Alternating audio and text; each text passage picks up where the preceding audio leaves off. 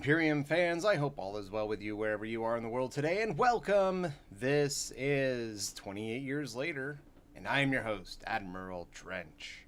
I'm not going to be playing Dune today. I wanted to make another movie review because this one has been sitting with me for some time and it's just really been bugging me. I can't stop thinking about it. I did not enjoy the movie 28 years later. I didn't like it.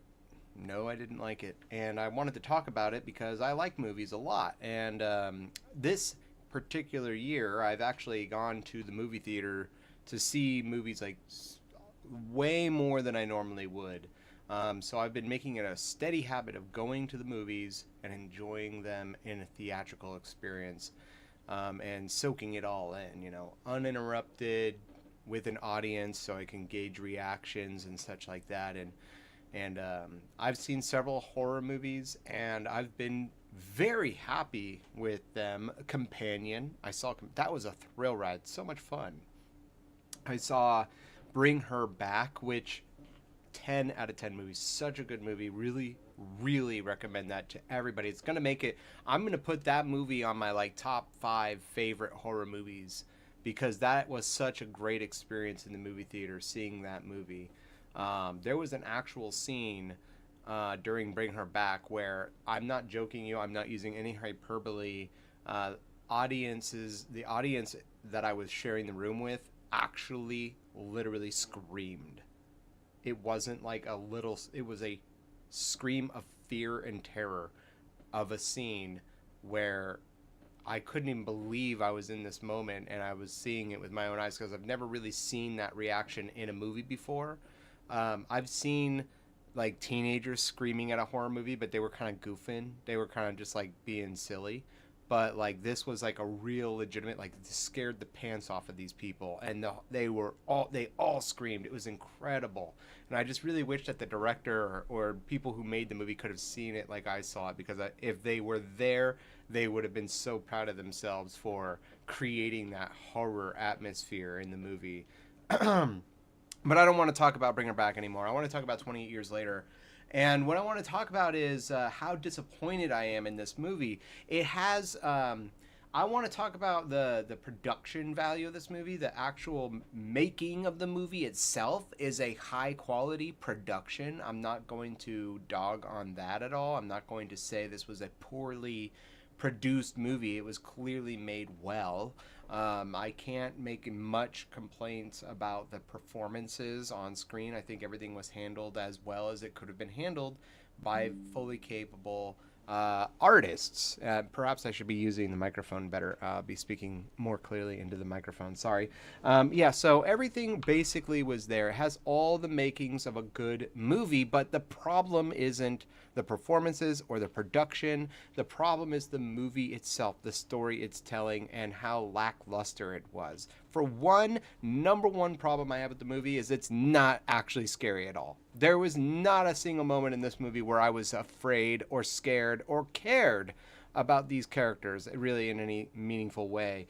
I just didn't think it was scary. The first movie was scary. The second movie has, I'm going to say this about the second movie. I have problems with the second movie. But the beginning sequence of that film, the way it begins, the guy's running around like out on the farmhouse and his wife gets captured, like that, I remember being in the movie theater seeing that and being terrified, like, oh my god, this is so, it was scary. It felt real. Like, this is how I would be in this situation too. I'd be running for my life and this is what it would look like, and it's chaotic. The zombies are raiding and it's every man for themselves, but you're trying to save your wife, and it's, what do you do in that situation, and of course he's got to live on. And of course we don't know this at this time yet, at the beginning of the second movie, that the guy has children. So, I mean, otherwise he very well may have stayed to save his wife. But if you're thinking about your children in this world, in the world of 28 days, weeks, years later, zombies, you're gonna have to let your wife go for the sake of your children. You've got to save your kids, right? So, I mean, that's that beginning sequence of 28 weeks later was, in my opinion, a great opening sequence for that movie. There are problems about that film that I have. For one, there is a scene in the second movie, and I'm going to get back to the third movie because it kind of ties into. I think the first movie is almost is a very well made movie. I'm not going to make any complaints about the first movie. First movie is perfectly good, perfectly fine. It is a good movie experience. I remember seeing that in the theater too. I'm not going to talk about that movie at all because I don't have much to say about it. It was a good movie. The second movie, there's a scene in which I'm taken out of the immersion of the story. Okay, because it's built up this universe where I am to believe that England or London or this massive city is sort of quarantined. You know, they have a border around it, and they've made it quite clear that this is like a safe haven. You know, like we're building back civilization in this city, and we've got the military around the borders with their sniper rifles. And when you go into the city, they make it clear you're going to be tested, you're going to be looked at thoroughly. We're going to make sure you are not bringing this virus into our quarantine zone where we're rebuilding society. And I'm believing it. I'm watching the movie. I'm seeing what they're doing. They're being very thorough. It makes perfect sense. And then there's this scene where the guy brings his kids in, and the children decide to run away from the city and go back to their hometown to see their childhood home. And I'm taken out of the movie because the sniper rifle, the military guy whose job it is to protect civilization, sees these kids in his crosshairs on his sniper rifle and does not pull the trigger. He doesn't do anything. He just calls it in and lets people know, hey, these people just escaped. Now, I'm sorry, but I'm living in a world, and I'm watching this movie, I'm living in a world where humanity's future is on the line. You're building back civilization. There should be high consequences for breaking out of the quarantine zone. It should have been explained, at least in my world, in my mind, if you're living in this universe, if you escape this area, once you're in here, you are in here. You cannot leave. And if you attempt to leave and we see you leaving, you will be shot as if you were a zombie or one of these diseased people. Because it's the consequence, like it's just too high risk, right? You're already jeopardizing the integrity of our borders by escaping, you know, and you're bringing people, somebody could see you. There's so many things that could happen. It just needs to be made clear that if you are caught escaping, you will be shot on sight. That to me even if you're a child, and I know that's hard to say, but in this universe, I'm just imagining that would have been explained. So in the movie, I'm taken out of the immersion of the movie because the military officer is just watching these kids run away, and it doesn't seem to answer to it. Obviously, he calls it in. They go and find the kids. I don't understand the point of that. I don't understand the point of them going to find the children because they've already escaped. So at that point, you just say, well, they're not allowed to come back. If they come back, well, just shoot them. So, like, your kids left, man. Sorry. They left and they're gone. If we didn't get them on the way out, but they're out there now, they can't come back. That has breached all the rules, you know?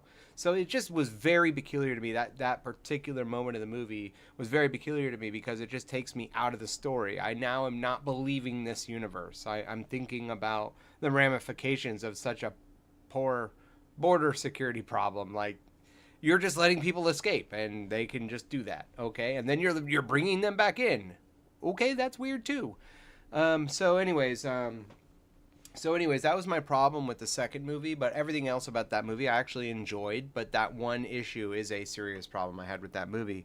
The third movie, now I want to get to 28 years later, and I've gone on, and I kind of just want to get into this. For one, there is here's how I see this movie, okay? They're on an island, and the Union Jack flag is gone, you know, because they're flying the king's flag. You know, I can't remember which king it is, but it's the English flag, you know, the white with the red cross on it. I don't remember the name of that flag, so I apologize. But the point is that this is a traditional flag, and the people who are living on this island are traditional people. They've gone back to another time in history in their world, because they're not a part of civilization anymore. They've been secluded, and I kind of think that this is speaking to I'm almost making like a political statement in a certain sense, an isolationist sort of point of view, because the rest of the world has advanced and gone on, and they're seemingly unfazed by this disease, and they're living in civilization in high advanced society and moving on, whereas this cluster of people, they've remained stifled in the past. Okay, and so it's kind of making this statement. Now, what's interesting here is they're secluded, they're isolationists. But the father, there's two main characters of this movie, or I should say kind of three. There's the father, the son, and the mother. Mostly the movie revolves around the story of the son.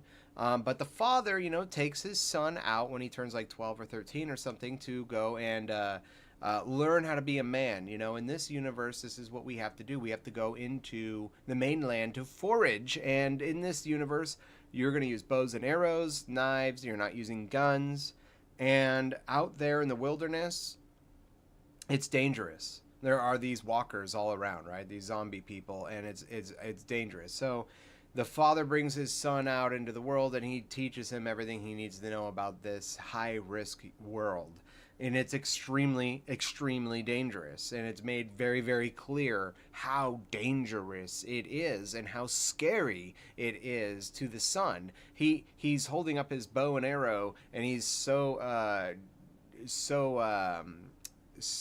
he's so afraid. He's shaking. His hands are shaking. He can't make a steady shot. Now, anybody in that circumstance would probably feel the same way, so I'm not saying anything bad about the kid, but it's just made very clear in this movie that this young boy, becoming a man, but he's a young boy still, is terrified of this world that he's living in, and he has to adapt to it. And the father even tells him that. He says, the more you do it, the easier it gets. And so the first time he's out there, I think he kills one zombie, and then he gets a dude in the leg and maybe shoots another one in the arm or something like that. And so it's absolutely terrifying for this young boy, and the father kind of saves the day, and he's the hero, and then they come back home. They're chased by a walker, and they bring them back home to the island, where there's it's a high security island. There's an ocean around this small island, and so it's virtually impossible for zombies to get to the island, right? And the zombies never do make it to the island. But there was one instance where a zombie almost made it to the island, but it was taken care of. Now, the thing is about this movie is that the son's mother is sick with a disease that nobody understands. It turns out to be cancer, by the way. And this is where it gets back to why I was bringing up 28 Weeks Later, because there's a certain point in that movie where I was taken out of the immersion of the story. The same is true for this movie. You're telling me that this kid, they learn about a doctor that's out there on the mainland. This kid learns about that doctor, so he goes home and he takes his mom and he goes out into the mainland with just himself and his sick mother, who's delirious and dying.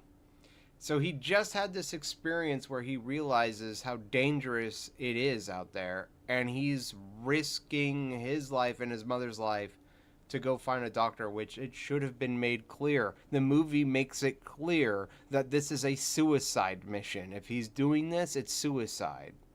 Okay, so I don't understand, even though he's a young boy, he's dumb and makes stupid choices. I don't understand it. It doesn't make sense to me. It doesn't make sense to me. This kid should be terrified of going back out there ever again, with as little experience as he has as well. If anything, he should be planning. Maybe he would be like, I know he's thinking he's against time because his mom is sick. He wants to save his mother. But still, it's the next day he's out the door and he's taking his mom to go find the doctor. It just doesn't add up to me. I'm taken out of the story. It doesn't make sense. He sees his father is having an affair And I'm sure he frowns at his son, is disappointed at his father. So there's a couple things I kind of want to talk about, metaphorically speaking. That, first of all, this is an isolationist society. I was kind of discussing the politics a little bit of the movie, or at least this speaking to a sort of politic of the movie. This is an isolationist society. The mother is sick with cancer. That says something about these people. This is a family of this island of isolationists. Um, the mother is sick with cancer. And so that's, to me, it speaks to the message of these type of people. There's something wrong with them, that they are desiring to live this way. Maybe, I don't remember exactly if the movie makes this clear that they're choosing to live a quarantine life and that they could join the rest of society, or if the rest of society just literally will not let them join the rest of society. I can't remember which is which. But there's something wrong with this, like not wanting to join the rest of the world. And that because the mother is sick with cancer, and the father, which is supposed to be, a moral figure in a movie or a story. A father is usually supposed to be a wise person and a moral figure, to a role model to look up to, is falling short of those expectations. He's having an affair, and his son is disappointed. So his son is actually, the movie's trying to make the point that his son is kind of being a hero to attempt to save his mother, which is a sort of way of suggesting that he wants to save his society. That's at least what I'm taking from this movie, the message, the story, the metaphor of the story. And the problem is that it's stupid. It's stupid. The kid is being an idiot. It's not intelligent or heroic to commit suicide. That's what he's attempting to do, basically. The movie makes that clear. Now, there's some weird... The movie was not only not scary, but it's also boring. And I hate to say that because it's has all the makings of a good movie, but it was a boring movie. It was a little too slow for my taste. There were some scenes that were interesting and compelling. I'm not going to say it was the worst, most boring movie I ever seen, but it just didn't have enough to keep me fully engaged and interested. I had moments where I was wanting to not be... I just wanted to look at my phone. I didn't look at my phone, but I wanted to. Now, there's a lot of penis in this movie. There's a giant zombie running around with a huge horse cock, and I don't understand that one bit. Why are they making this statement in this movie? It is odd to me that this is a part of the artistic design of the film. What is this guy trying to say by flaunting this in the movie as much as he is? It's not necessary. They do have naked women as well, but it does make a degree of sense because in the context of the movie, the woman is pregnant and she's giving birth to a baby, and so I think in that context, it does make a degree of sense that you would have a naked woman, because as the woman is giving birth to a baby, it kind of speaks to the rawness of nature, that you are born naked into this world, and the mother is naked as well as she's giving birth to the baby. I can see that being a sort of an artistic. I can understand why they would include a naked woman in the movie, a naked pregnant woman giving birth to a baby. That makes sense to me. But a giant running around with a horse cock, to me, it seems a little what is emasculated. Oh God, it's seemingly making this point that like there's maybe it's a xenophobia. I don't know what it is. That this is something that this isolationist society is afraid of. I don't know. I'm trying to reach. I'm reaching here. I don't know what they're trying to make, what the statement they're trying to make. They just put a dude there with this ginormous, and it's like it's not even flaccid. It's very clearly put into the movie. It's like a ginormous pornographic sized penis in the movie, and it's very strange to me. I don't get that. And they don't just show it like once for a split second. It's like clearly showing it to you and throwing it around a lot. It's funny actually a little bit. It just was very strange to me that they continued to put that in the film. But fine. Odd, but fine. I would be interested in learning more about the thinking behind that. If there's ever a director commentary for the film, that's something I might look into. Just because I am curious about that kind of stuff, like what goes into the thinking of a decision like that. And so, anyways, I'm all over the road here. I didn't write any notes down. I'm just going off the cuff, so I apologize if this is a little chaotic. But yeah, so the son eventually finds the doctor, and the doctor informs the son that his mother has cancer and she's gonna die, and so he kills the mother. And he puts the skull on top of the skull tower, as you can see here in the picture. There's a skull tower there. He puts the skull there, and the movie wraps up in the most. This is the absolute. This is a certain point in the movie where I actually look to my friend. I'm like, "What the hell is going on? What is going on?" This movie is not good, but this is just insane. Okay, like I couldn't understand. There's a scene at the end of the movie where it turns into an episode of the Power Rangers. The kid is up against the wall, zombies are coming down the road, and out of nowhere, there's a small cluster, a small gang of guys and women, rogue vigilantes or rogue survivors, whatever you want to call them. And they ask him, "Can we help you?" And the kid's like, "Yeah, please, whatever you got to do." And then all of a sudden, it's like above the camera, flips, gymnastics, spinning, cartwheels. I'm telling you, it is the exact cinematography of an episode of the Power Rangers, almost exactly. Like it could be snap, cut, shot, all the scenes you've seen in the Power Rangers. They're doing kung fu and martial arts and stuff, and they're like whipping around chains and stuff. And I was like, I looked at my friend like, what the hell happened to this movie? What is going on? I don't understand what's going on. How did this turn into a different movie all of a sudden? It's like, is this a joke? It seems like a joke. So I don't get the direction of that as an ending. And so it kind of seemingly sets up what could become another movie down the road. I don't know what that looks like. But yeah, so I got to tell you, this movie was weird and strange, boring and not scary. And it has a lot of weird decisions being made throughout the story that I thought don't add up. Scenes that didn't really make sense to the universe that they're building here.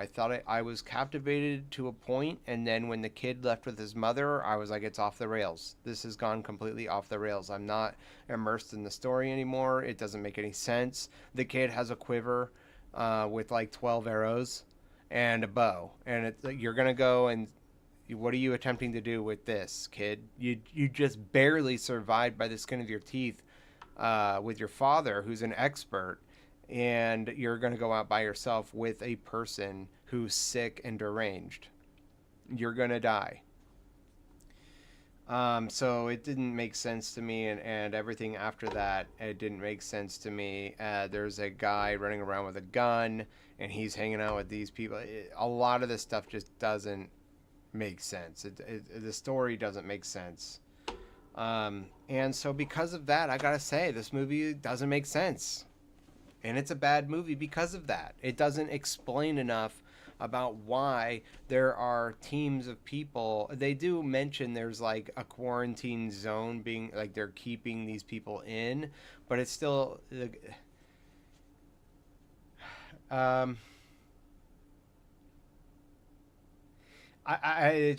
doesn't make sense. There's a team that gets stuck on the land and they all die, and the guy explains like, once you're here, you can't get off. They're not going to come save me, so my life is pretty much over.